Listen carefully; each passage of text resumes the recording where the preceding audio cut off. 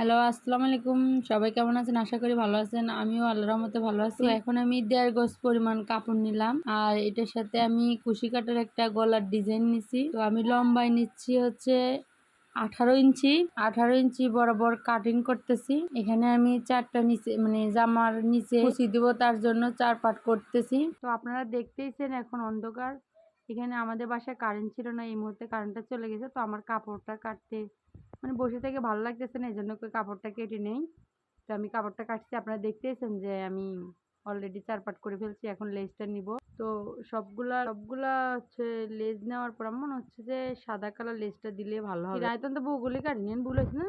বগুলটা কেটে নিচ্ছি এই দুই পাশে। তো আমি এখানে মাপে কেটে নেই, আপনারা হচ্ছে মাপ দিয়ে কাটবেন। এখানে অনেকগুলো লেজ নেওয়ার পর আমার থেকে সাদা লেজটা ভালো লাগছে, তাই সাদা লেজটা নিলাম। লাস্ট মুহূর্তে কারেন্ট আসছিল, তখন একটু ভিডিওটা দেখলাম।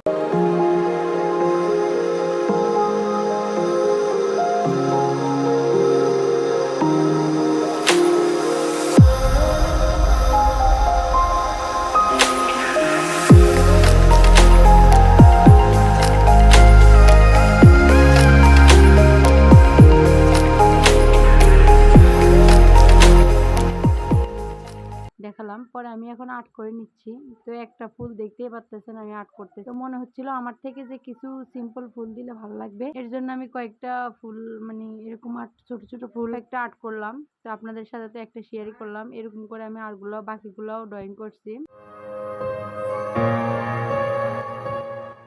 তো ড্রয়িং করার পরে আমি এখন সেলাই করা আপনাদেরকে দেখাবো। এই যে আমি আপনাদেরকে সেলাই করা দেখাতেছি। তো এই সেলাইটা অনেক সহজ, মানে সবাই পারবে এই সেলাইটা। তো আপনারা এখন দেখেন সেলাই করাটা।